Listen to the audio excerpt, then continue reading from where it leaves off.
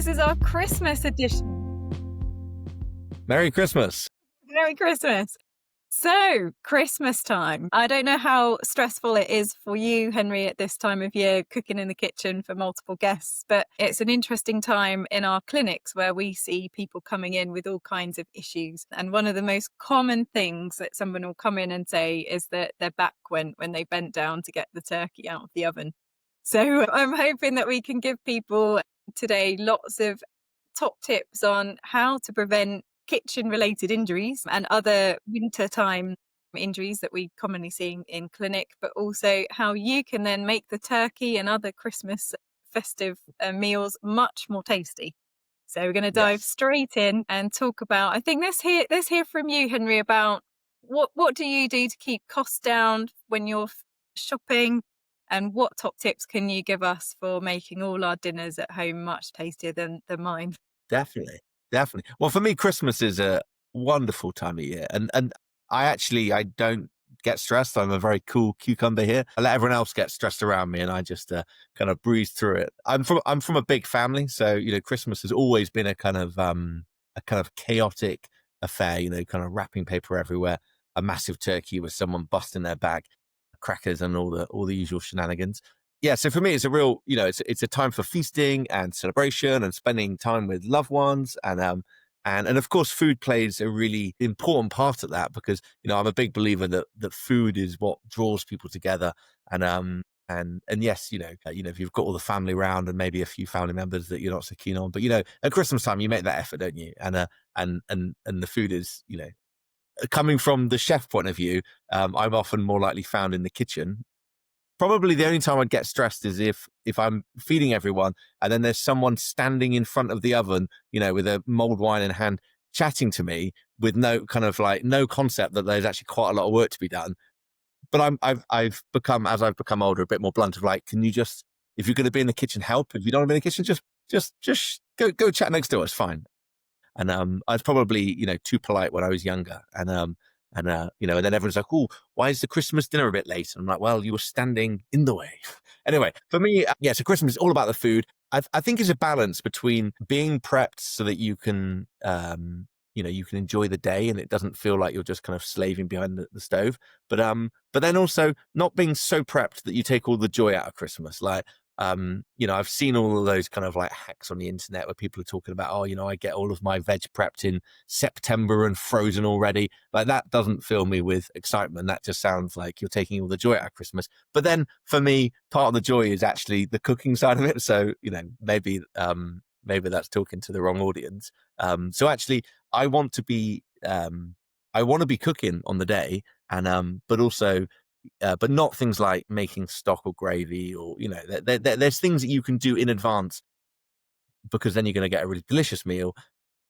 But also you want to be doing some things on the day because actually I love it when the wife gets involved, or when the kids get involved, or my brother-in-law, who I never see cook, gets involved. And actually we're all it's a kind of combined effort, isn't it?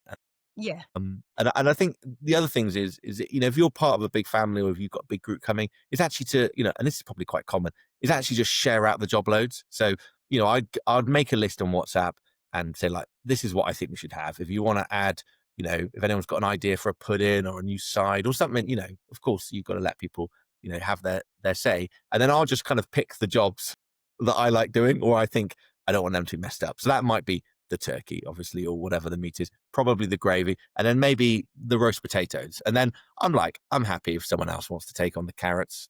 They might not do them exactly how I want, but I'm not going to allow that to ruin my Christmas. So I think there's an element where you can outsource a bit of that prep, particularly if you've got a lot of people coming over. Yeah.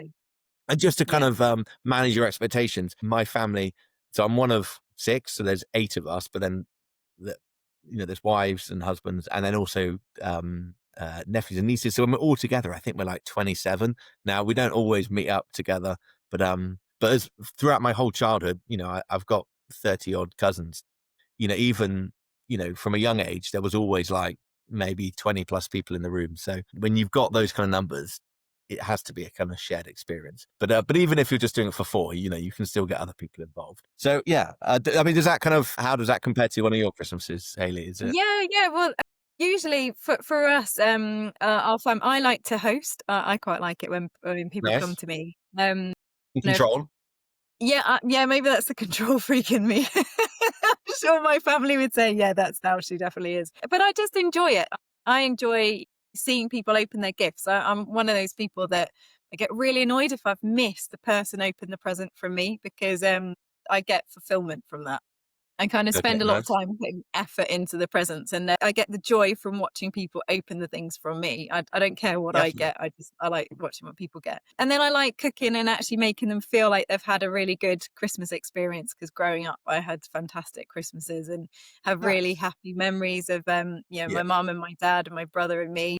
We're a smaller family, and we just kind of just had a lovely tight knit family enjoying all the traditional things.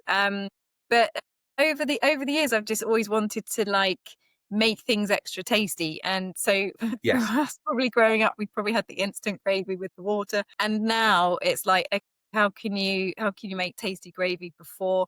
Um, I agree. I think if you try and do vegetables too far in advance, I mean, we shouldn't really freeze them for that long because they could deplete with their nutritional value over Right, you time. go. So if you're preparing it in September, it's going to probably not be that great for you by 3 months down the line. Whereas maybe a month before, a couple of months might be a bit different. But yeah, how so? In terms of gravy, you said you prepare that ahead of time, Henry. How do you make your gravy?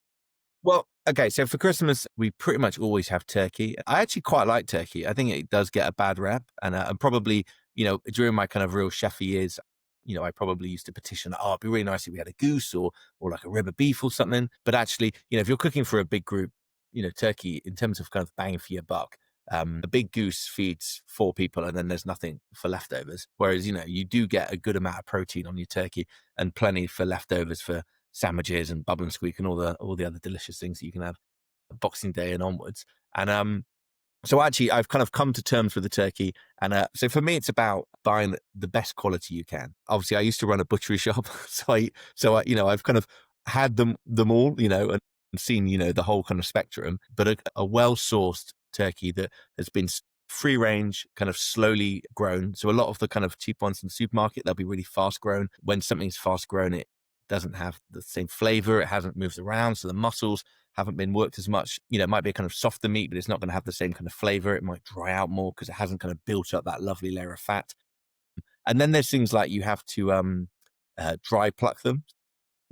Sorry, we're going right into the depth here, but the Love it. quickest way to get the feathers out of a bird is you dip it into boiling water, and then you whip it out, and then you put it essentially on, one of those like buffers for your shoes. They like polish your shoes. It spins round, and you basically hold the chicken or turkey or whatever on it, and it but essentially it catches the feathers and it yanks them out, and so you can remove all the feathers fairly quickly. The problem with that is it damages the skin quite a bit, but also it makes it wet.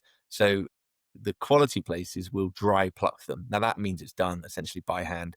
So people in sheds will be spending their kind of lead up to Christmas dry plucking 1,000 turkey, and but that dry plucking gives you a far better quality skin.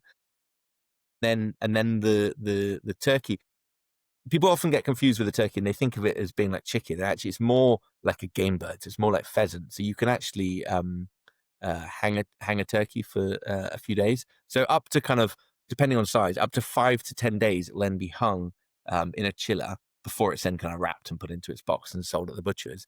And that's similar to when you have a piece of beef.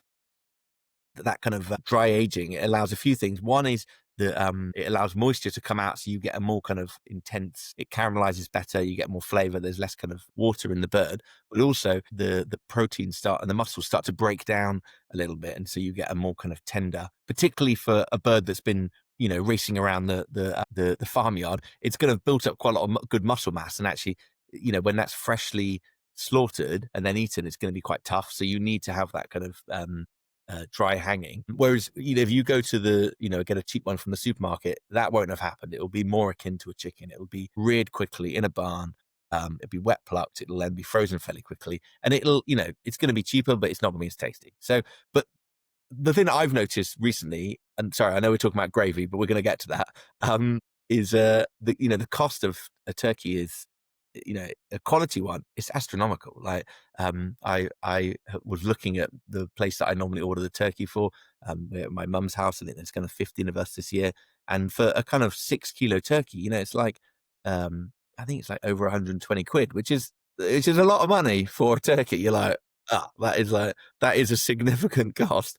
Um, and so I can totally see that kind of temptation to go for a cheaper one is there, because actually, at that price, you could probably buy beef, but the flavor you get from it is hard to replicate. So a few little hacks that I've done, and I've done this a few times, is obviously when you buy a whole turkey, you get that beautiful kind of like celebration. It's on the plate, it looks great. And then you kind of carve it up. In actual fact, when I was a butcher, I learned this. Most people want to buy the breast. So you'll sell lots of whole turkeys, but you'll sell a lot of just like crowns or just breast meat. So what you end up is a surplus of legs. So if you go to a butcher's or a quality, online butchery that is selling quality birds, if you scroll down, you'll see turkey legs, and they're actually quite cheap. So for a 6 to 8 kilo turkey, you'll get 2 legs, and they're about 15 quid each. So suddenly, for like 30 quid, you've got about 4 kilos of meat. And I actually think the leg is the tastiest bit.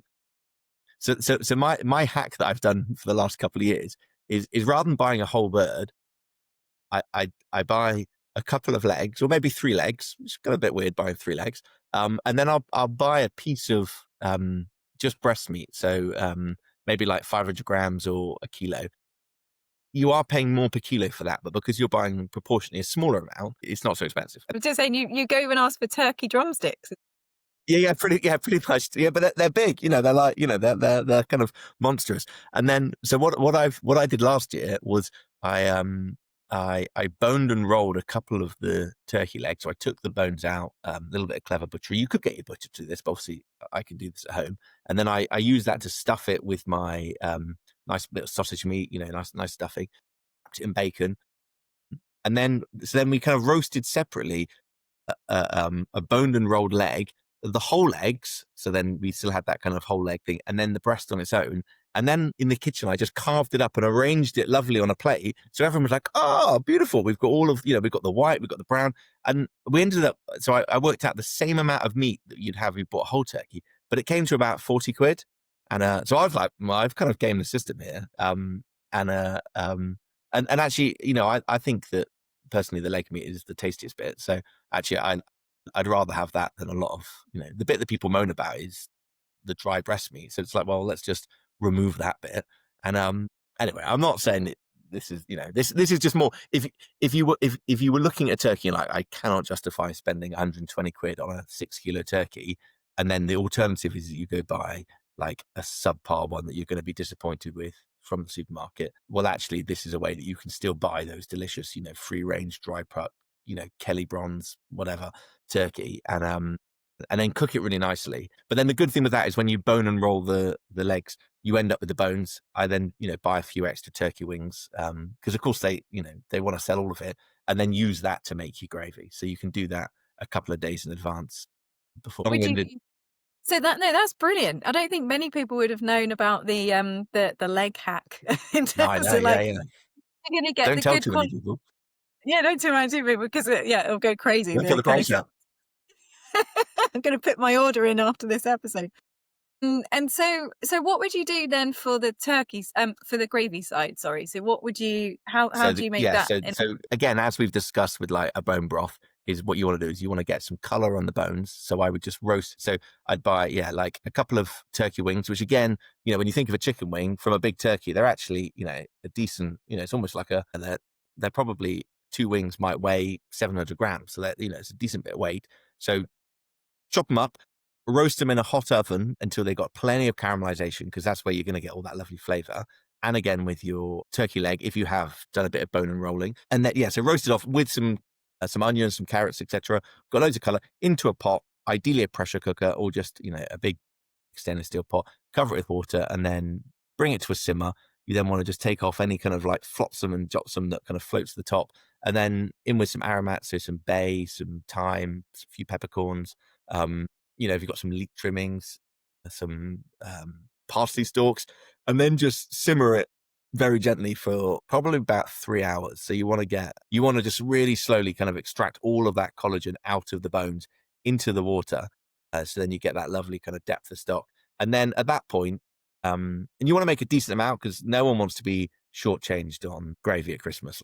I know that I've done in the past where I've, passed the jug around for my father-in-law, and he's literally just like glugged a liter on. I'm like, oh, that's it. Actually, I didn't make enough. Anyway, so it's always best to have more because then you can use it, for your turkey pie, later on in December. Now, if you've got a really good stock, it might be absolutely fine.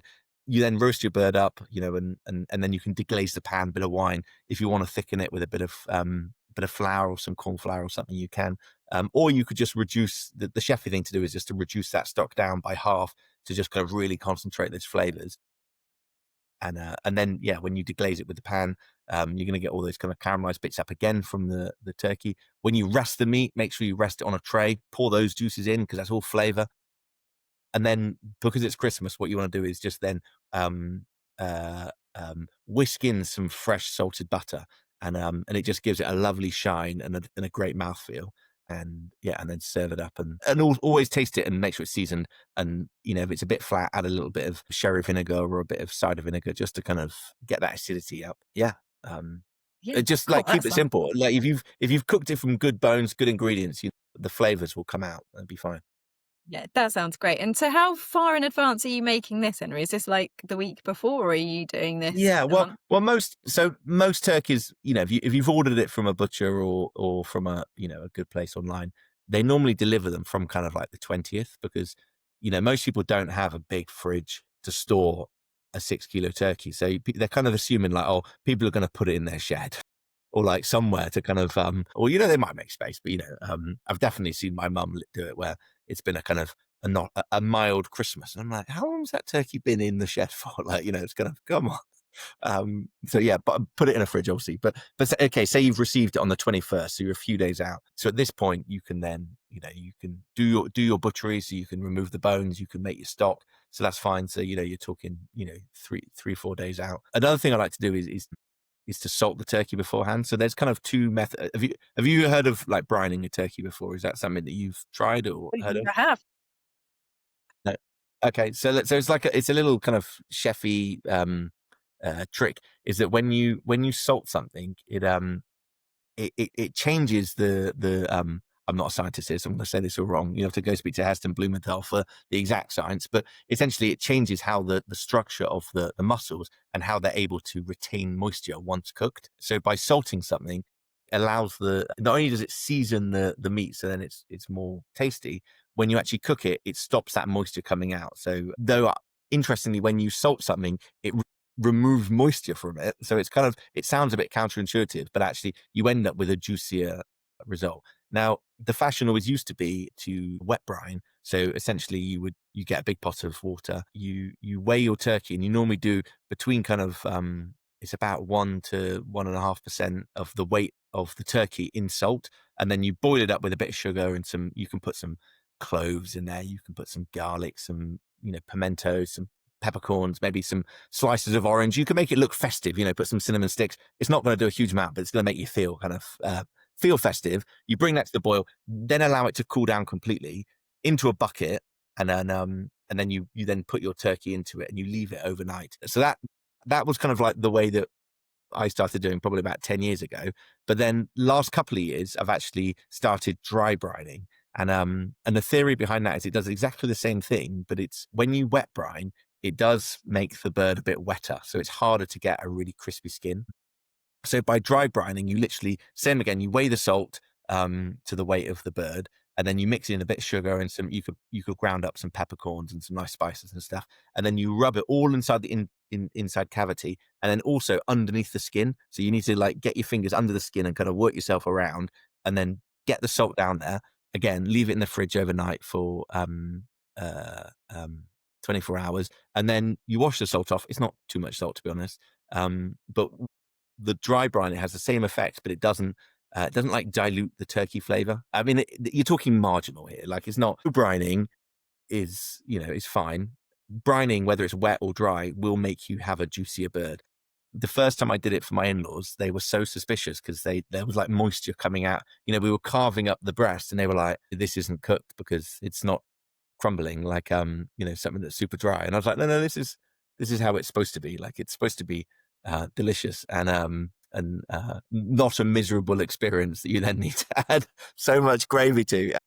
Anyway, so if you're used to a very dry turkey, if you brine it, you're going to be in for a bit of a shock.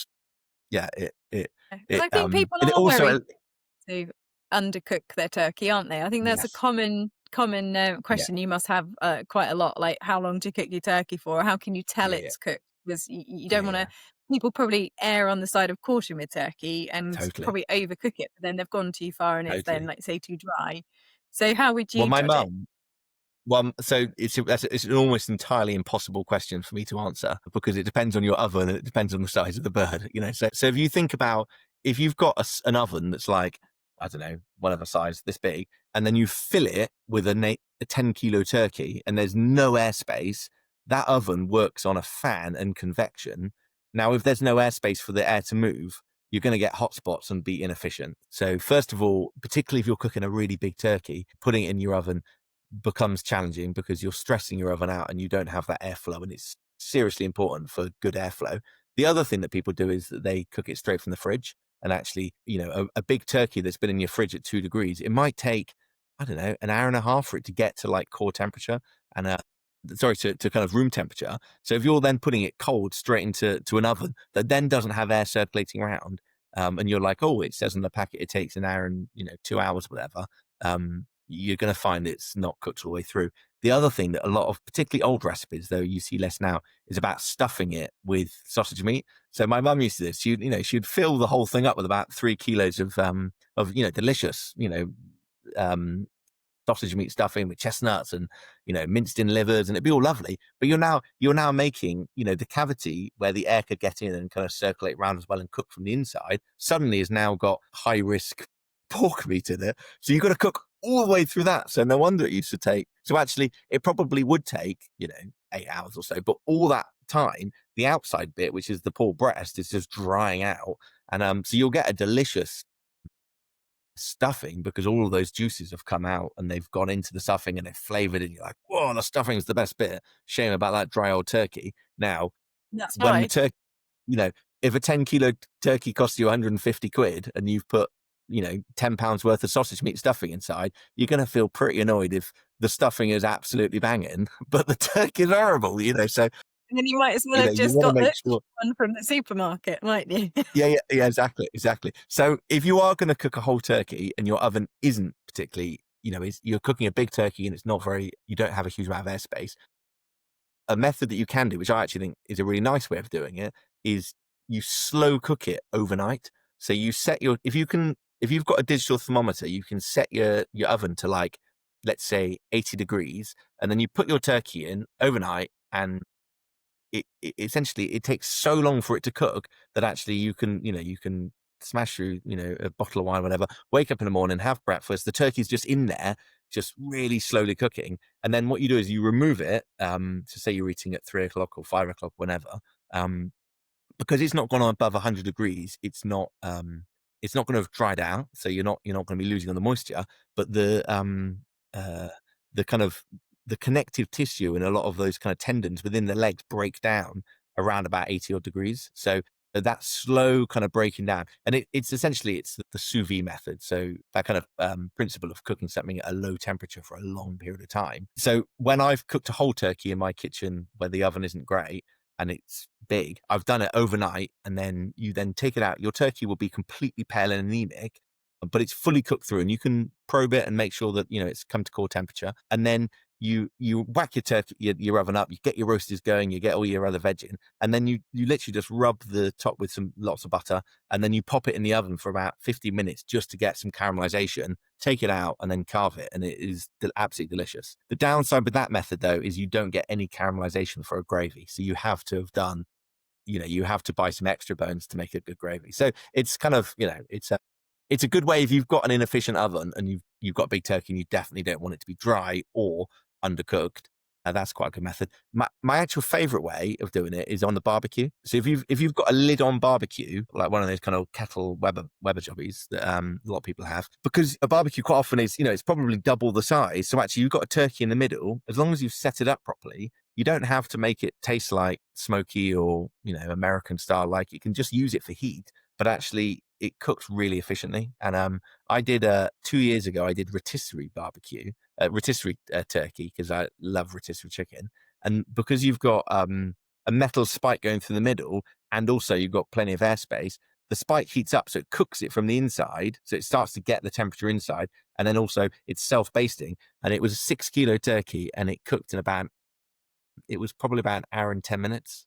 And it was like utterly delicious. Like it was so good. I was very happy. And Yeah, that's probably one of, yeah. So the barbecue is a good route. And also it means you've then got space in your oven for your roast potatoes and your carrots and your parsnips and all that stuff, because, often, you know, at Christmas you feel like you need 6 ovens or so, because there's just so much going on. do you tend to do Yorkshire puddings? No, no. I'm too much of a southerner. Yeah. Yorkshire puddings just with beef, I'm Just afraid. with But I beef. do love a Yorkshire pudding. I would happily eat them. There's always so much other stuff that I just like. I don't know. That Yeah, seems. How about you? that's it. Are you a Yorkie on the? Yeah, yeah, I always make Yorkshire puddings. Yeah, with the northern family, they're quite keen for Yeah, yeah, Yorkshire pudding with their yeah, yeah, yeah, yeah. Totally, totally. And and and, that's and I probably wouldn't. That's the nice thing yeah, about Christmas, isn't it? It's all nostalgia. So there's yeah. no So it's rules. your memories, isn't it? Or and that's actually one thing I probably get right. I'm actually Yeah, yeah, quite yeah. good at Well done. puddings. Whereas the turkey, I'm probably the person that has made it a bit too dry. Okay. Yeah. And then do you do anything special with your potatoes? You mentioned that you like to take control of the turkey and the and the Potato. gravy and Well, the potatoes. What is it about the I think the thing potatoes with that potatoes is you want more than you think, because my daughter could probably eat 12 potatoes, and she and ignore the Brussels sprouts. So you need plenty of potatoes. You don't want to be shortchanged, and also you want a left over for a kind of dipping into the bread sauce later on, or bubble and squeak or whatever. And so the key is to get a good potato. So like, I mean, the classic is your Maris Piper, something that is going to kind of fluffy, but also crisp up. The way that I do it, which I think is fairly common these days, is you peel them, you chop them like fairly rough. But I tend to just go in half and then maybe half again. You want a good amount of surface area, and then bring them to the boil in some good salty water, and then simmer them, not too aggressively, but just simmer them until they're pretty soft. So you want them to be like almost mashable. So like it's not just like a bit rough around the edge. You want them to be like fully cooked through, and then you carefully drain them and then spread them out onto a tray. And ideally, you can do this the day before. So this is a great, Christmas Eve to get the Christmas tunes on. Do a bit of veg prep. That's a good time to do it. Yeah, because what happens is by allowing the potato to cook through fully, and then it gets rid of a lot of that moisture. You then put them in the fridge, which is naturally like a dehumidifier, 'cause it's always removing moisture. Leave them uncovered. It's going to remove more moisture again. So then when you come to roasting them, because they're going to be like fully cooked through, they're going to be really fragile. So if they're hot out of the water, they're going to fall to bits, and you're going to end up with like mash on your in your tray. But also it's removed a lot of that moisture, so then they're going to crisp up nicely.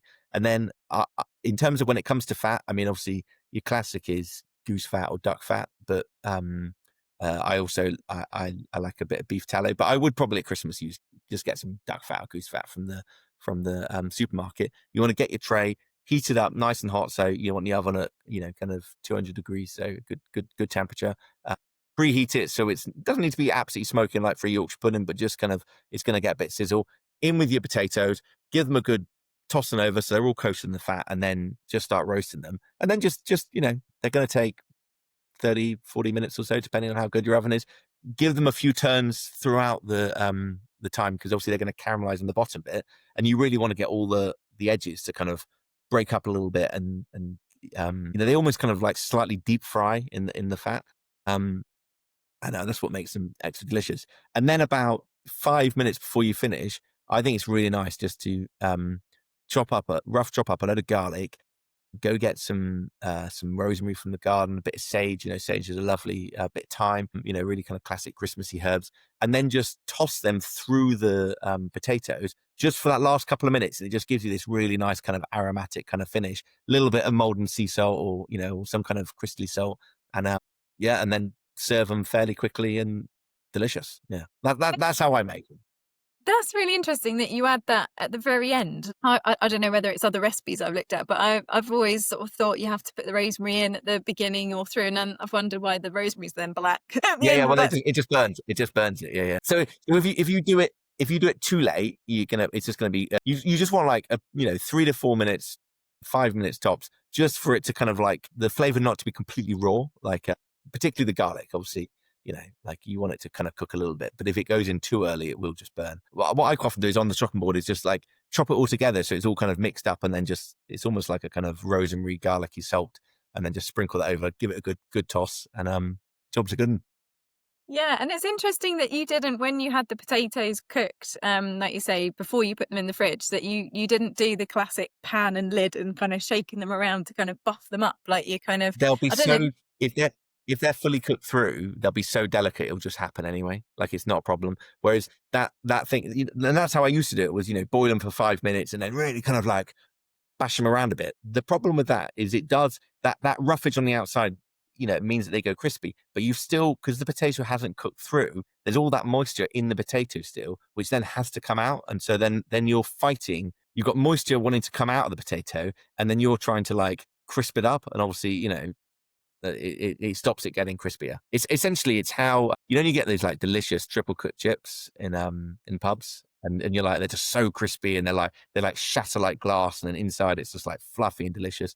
It's essentially it's that principle, but for a roast potato. It's just a bigger chip, really, when you think about it.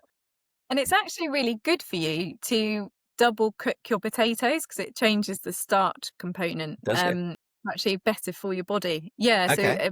it's that they sometimes call it like twice cooked potatoes, but yeah, Yes. it's a much better way for your body to kind of process. It's a healthier way to get Interesting. resistance starch. It's actually really good Okay. for you health wise. So that's really interesting. So not only will they taste delicious, Yeah, yeah. I don't know what you think to using semolina on potatoes. Like I've sometimes done that, and that can make them quite crispy. But what do you think to that? Well, I have done that before. I mean, I've tried. I'm a bit of an experimenter, and I like to try all sorts of different things. And again, yeah, I think it can add a nice little crust and a bit of a crunch. Again, I still think these things can be a distraction or a little bit of novelty or whatever. But yeah, there's nothing wrong. I mean, essentially, the semolina is gonna add a kind of drying force to the outside that then is gonna be, because it's a hard grain. It's gonna be able to caramelize. Give you that super kind of crispy, a bit like you might get with I don't know, like fried chicken. It's going to give you that kind of feel, isn't it? Because it's like a kind of, um, Yeah, a exactly. crispy feel on the outside. But yeah, I mean, delicious. I mean, semolina's it's got a lovely flavor. It's got a beautiful yellow color. Yeah, I think the thing I love about cooking is that there's no right or wrong way. There's just whatever makes you happy. Yeah. Oh, that sounds good. And so, any other tips for how you do your veg or your sprouts? Do you kind of do your bacon and your sprouts together, or what do you like, bacon lardons, or how do you I mean, what I'm a kind of? fan of bacon. I'm always a fan of bacon. Any opportunity to put a bit of bacon on. Yeah, I think sprouts.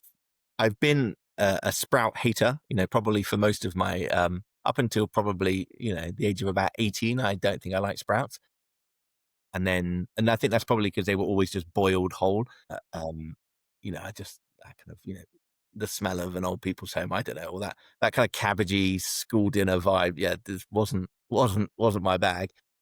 So I definitely got into that whole kind of like loads of butter, lots of pancetta and chestnuts and parsley and lemon juice, kind of, yeah, again, lots of seasoning, lots of butter tossed around. I've done the whole kind of like roasting of sprouts. I think roast sprouts are really delicious. So you can chop them in half, a bit of olive oil, plenty of seasoning on it, and then just, roast them quite hard. I think delicious. But actually, even just like a kind of shredded sprout, it's quite nice. Probably not for your Christmas dinner, but like, actually, my wife loves sprouts. She'll eat them all when our veg box starts. arriving with a bag of sprouts each week. It makes her very happy. So we have to kind of get a bit creative about it. But yeah, I think with a sprout, it's got a nice kind of peppery kind of flavor to it, hasn't it? And I think you Yeah. just don't want to you just like boiling it in like unseasoned water and then just serving them steaming is just, is not the way to do it. But actually, um, uh, and if I find that psychologically, if people don't like sprouts, chopping them in half is quite a good way because it just like, it doesn't feel like this kind of big, intimidating ball of like smelly death. So actually, like cutting it in half, maybe for me, it certainly helps as a psychological point of view, getting a bit of butter in there. But quite often, depending on how the meal is, if you've got like, a lot of caramelized stuff, you've got roasted parsnips, you've got roasted carrots, you've got roasted potatoes, you've got actually sometimes it's nice to have a bit of contrast and not have too much caramelized stuff because sometimes it can be a bit overkill. I've definitely done it where everything's been roasted and it's got like there's everything's caramelized and probably individually it's quite delicious, but when it's all together, it's a bit much. So actually, probably of late I've been a bit more gentler with my sprouts and maybe yeah, just cook them in good salty water and then just toss them in plenty of butter and good squeeze of lemon and lots of black pepper and probably kept it quite simple. But I don't know. I'll almost certainly do it. If I'm cooking the sprouts and it's one of my jobs, it'll almost certainly be uh, a last minute vibe it as I go kind of thing, which is what I quite like about Christmas. A couple Yeah. of glasses of wine in and just see how it takes me. How do you do your sprouts, Hayley? I'm Well, intrigued. I've tried both as well. I've tried just the normal cooking them in salty water and then trying to toss them in butter or whatever. I didn't know about the lemon juice, so that's a good tip. And then I've also tried. I've even tried in the horrid air fryer last year, and they just. I Okay. don't. I personally, for me, they just didn't taste very nice, and they'd sort of go a bit No. char grilled, and I was like, Yeah. not sure I want to Not do a that to fan. my sprouts. No. But you're right about having too many roasted veg because sometimes you get it on your plate and you actually crave something like cauliflower cheese, something just with a Yes. different texture. So yeah, Definitely. that's interesting. I've thought that, but not come to that realization. That's what I'm Yeah. thinking when Yeah. I'm eating. So I'm Yeah. going to Yeah. Well, definitely try and keep the I textures often think different. like Christmas dinner, like, we there's always probably too many sides. So actually, when you're kind of looking at it, and you're like, you never go to a restaurant and have like, six veg, three types of meat, two different stuffings, all these different sauces, loads of great. You're like, it is quite intimidating. And my little brother is really he maybe doesn't have the nostalgic twist of or pull of Christmas, and so he's quite often like, if he's writing the list, he'll say like, oh no, I think we should just do we'll just do three sides. We're not having parsnips because we've got carrots. Like, I mean, we can't have both. And you're like, what? What do you mean you can't have both? And then like, my mum was like, oh, I love red cabbage. He's like, no red cabbage. Can't have sprouts and red cabbage. Whereas of course you can, and most people do. Yeah, So then if you're adding in cauliflower cheese, you'd be like, whoa, this is too much. But I kind of like, I don't know. I feel for Christmas, actually, um, don't try and yeah. kind of turn it into some kind of super gourmet thing. It should just be a great opportunity to sit down with your family and, and have a good time. And so this food shouldn't be a stress, but but that doesn't mean you can't try and like balance the flavors and just be a bit conscious of stuff. If everything is roasted, then maybe don't roast your sprouts. But actually, if you haven't got parsnips and the carrots are just going to be, I don't know, steamed carrots, and then maybe getting a bit of color on your sprouts might be Might be better. perfectly fine. Do you steam your carrots?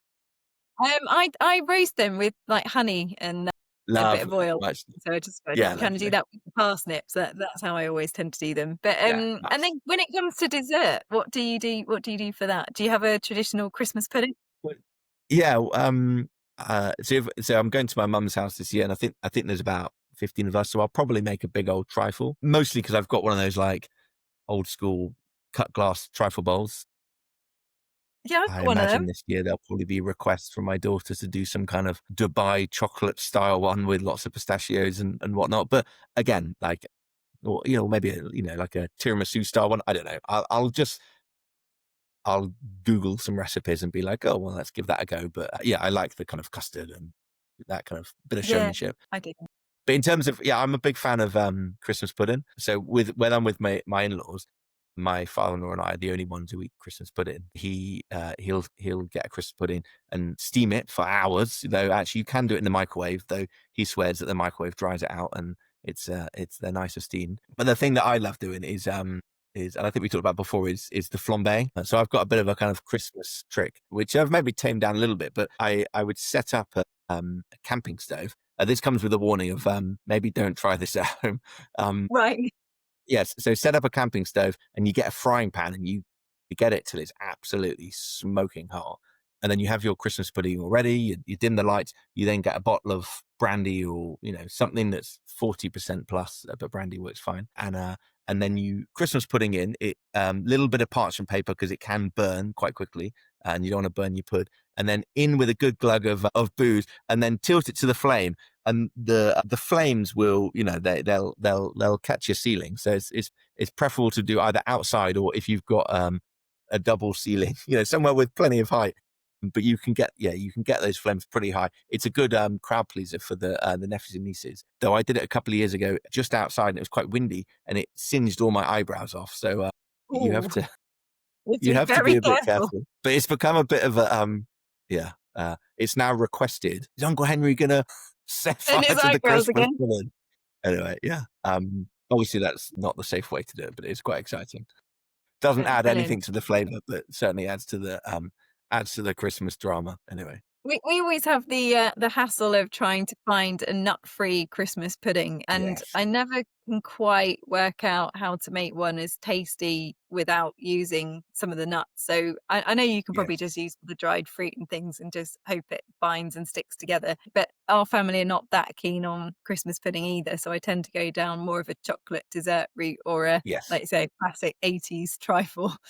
Yeah. My wife doesn't like trifle or Christmas pudding, so she goes down the chocolate route. Lately, we've been making a nice, like a kind of chocolate pot. So essentially, it's like a kind of mousse that then you bake very lightly. So it's almost kind of like a kind of semi souffle, but much easier to make. And then it's kind of almost like a kind of chocolate fondant kind of a big dollop of ice cream. It's delicious. But you can make it in advance and do them in little pots or a big one, and then bake them off. But yeah, Well, that it's sounds it's good. it's an easy pud to do, and she always makes it with her brother. I think it's about the only time they're civil together is when they're making chocolate pudding at Christmas.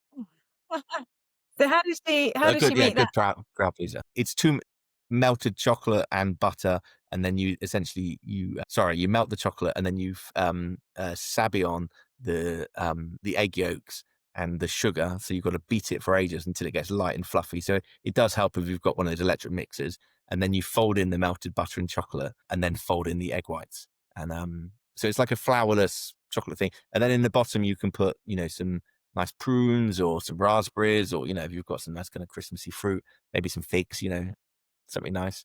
And then you just bake them in the oven for about 8 minutes, and you want to catch it so it's like it's cooked enough that it's not completely raw, but you don't want it to be fully cooked through because then it's a bit dry.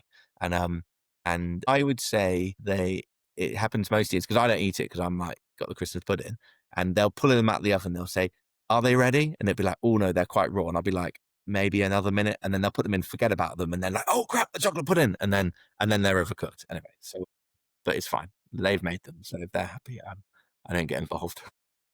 Oh, they sound delicious. God, that's made me really hungry. Do you find anyone in your household ever has any issues over Christmas time? Because, like I said at the beginning, people going in and out of the oven is a classic one where people go, "Oh, my back," and I've now like got the turkey halfway up Yeah, up from the oven yeah, and it's gone. Do you I guess, yeah, I notice? guess Christmas, it's often a time of excess, and maybe people are, whether that's drinking a bit hard or eating a bit hard. I think, I've always just, you know, if you're feeling kind of lethargic, that actually going for a walk after dinner, quite often after dinner and before pudding, just get up and go for even if it's just like 10 minutes around the block, just to, you'll feel better, even if it's dark and it feels, a bit kind of stormy, actually, just getting out there. And, uh, because, I don't know, like, I can't just like indulge and then just sit, and because then you just fall asleep and actually, you kind of, you lose the day, don't you? But, I've, yeah, I guess I don't know. I guess it depends how big your turkey is. I don't know. I've never had my back go in, but is that something that you see at clinic? Is it Christmas injuries? Is there like is there a running pattern? Yeah, there's things like people falling off their ladder when they're trying to get something at the top of the Christmas tree. Yeah. That's Okay. another classic. Or trying to get the tree out of the loft, and their back Yes. goes, or their partner's been sent up into the loft, and they're crawling around, and then classic like, oh, my back's gone and I don't know what to do, and speed dial their physios. Yes. Or they get a lot of backache because they're standing in the kitchen.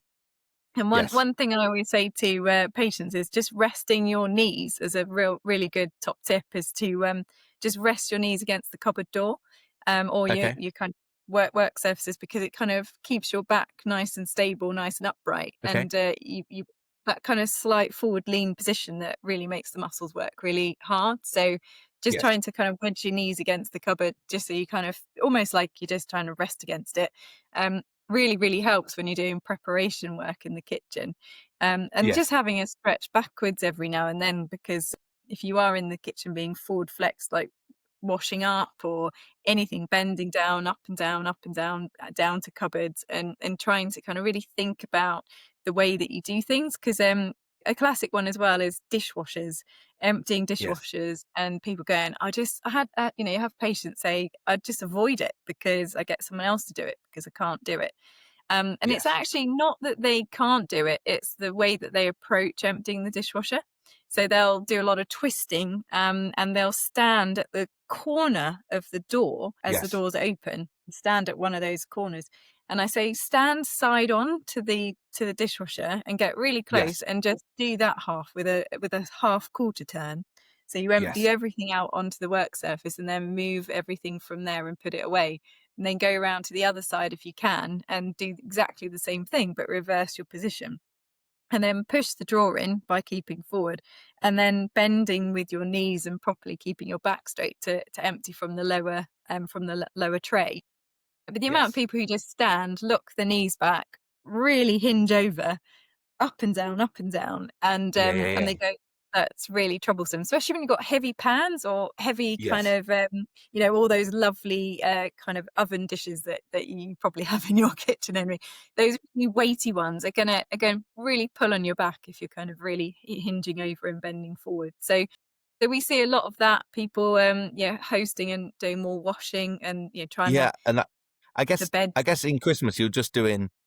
Yeah, there always seems to be more going on. So you're like rushing around, you're carrying, carrying you seem to be shopping, moving stuff from A to B, whether that's your turkey or your presents or, it feels like life suddenly accelerates, doesn't it? And you're doing everything a bit faster because you've got to be at a carol concert or, there's something going on, where you've got people coming over. So you're just trying to like squeeze absolutely everything in because you want to you want Christmas definitely. to be full. And so you're going to cram it in because you want to feel that festive cheer. And I guess, that I can see that that would be a time where you could be, you just go a bit faster and then something goes. And then, yeah, I can imagine like, pulling your back muscle or. Well, they don't. Oh, people don't think about distributing the weight with their shopping. They'll carry everything on one side, so we're completely lopsided. And I say, just put it across two bags, something as simple as that, or Yes. take a backpack and have some in your backpack, some in your either hand, and loading the car is another one. So sort of using that same knee trick to put your knees against the boot of the car, so that Yes. as you load something heavy into the car, you're not having to wrench through your back.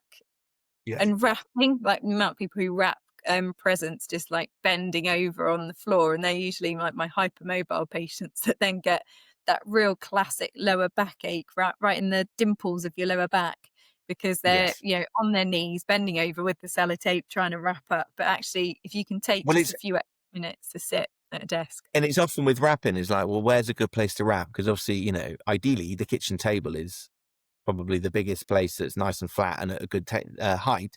But then if you're trying to do it in secret, you end up doing it in, upstairs on the bedroom floor. You can't do it on your bed, so you're doing it kind of, on the floor. And yeah, like, I try and kneel on the floor occasionally, but I can definitely, you've got that kind of onslaught of you've bought too many presents and now you've got to wrap the bloody things, and you've got 15 minutes to do it.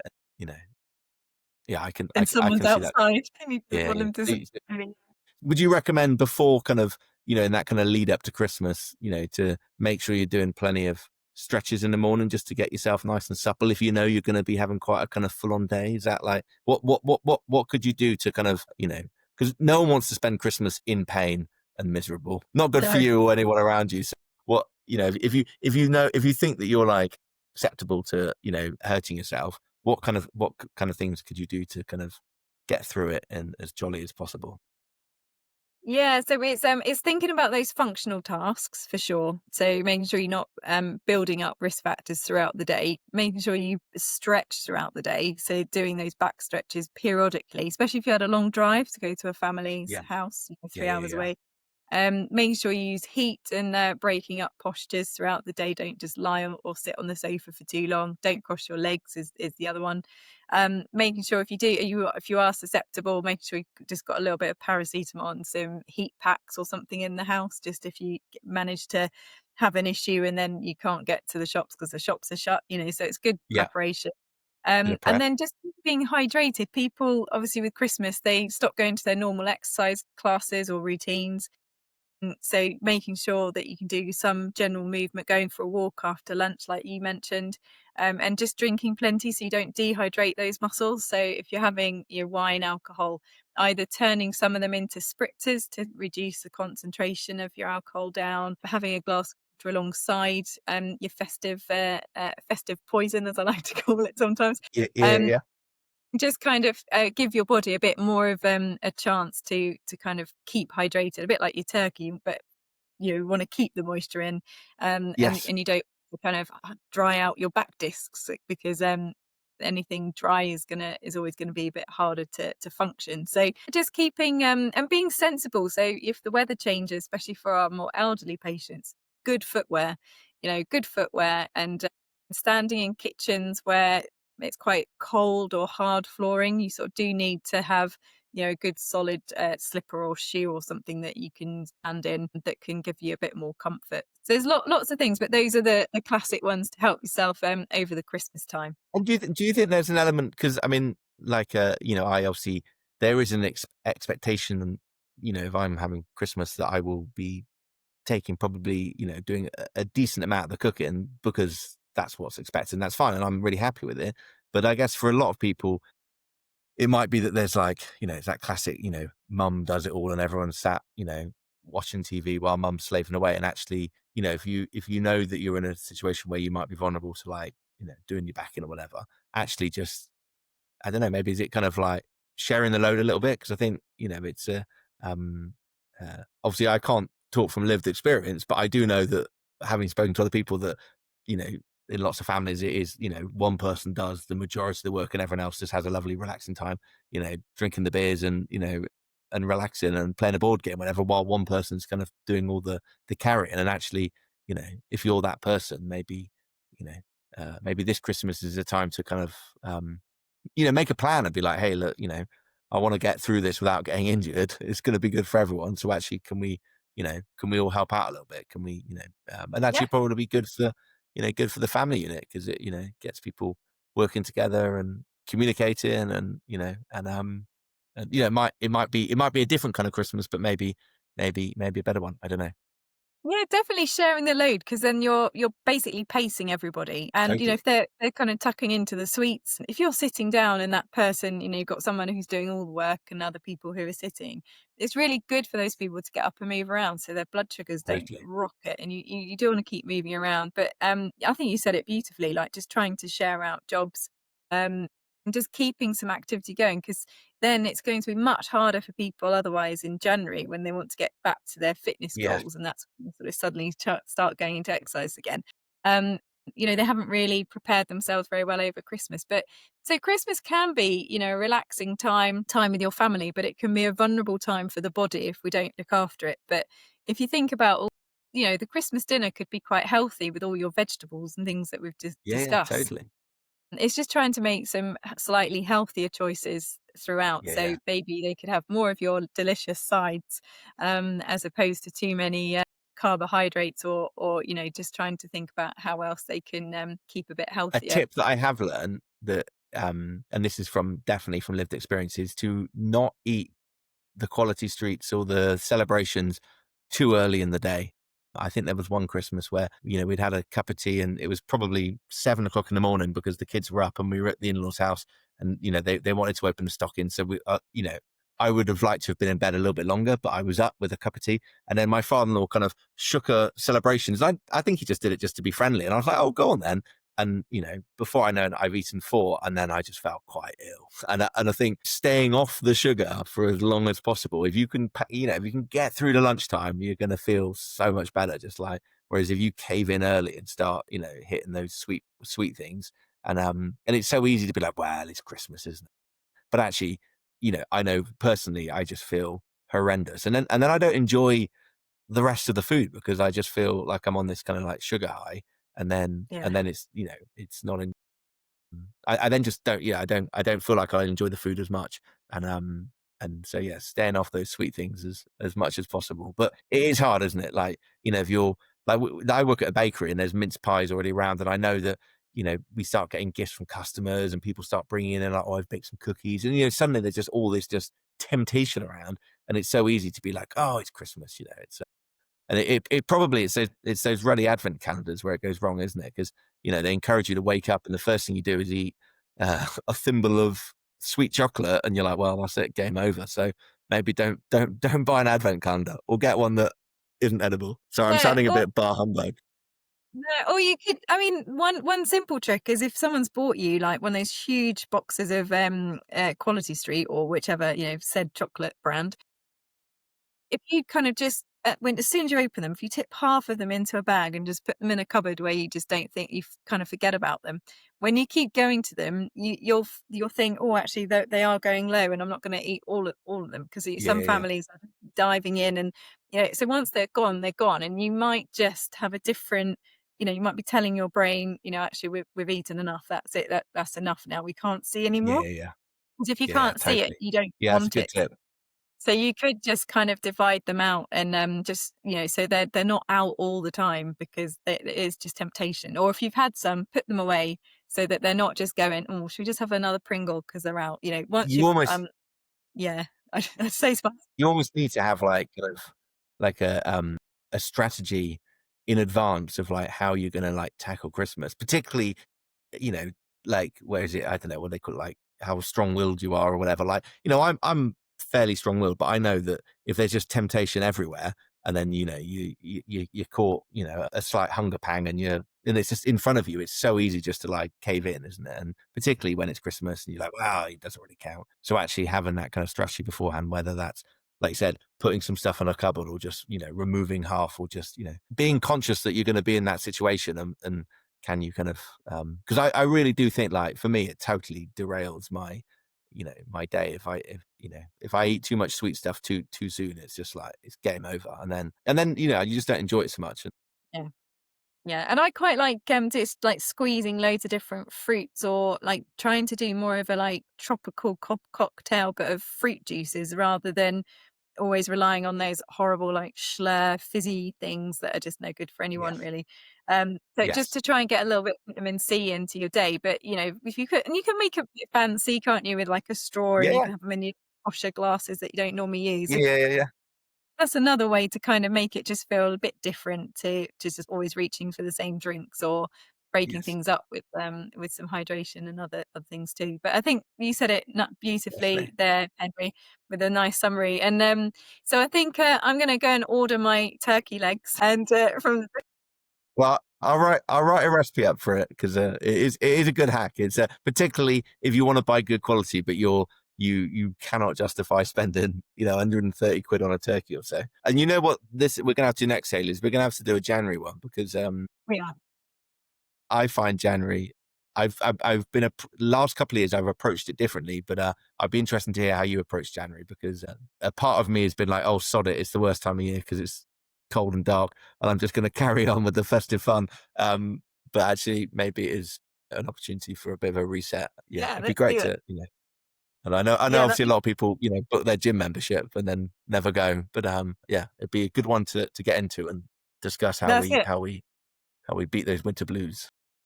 Yeah, we can. And I have to say, lovely Christmas jumper as well, Henry. Yeah, thank you. Yeah, yeah.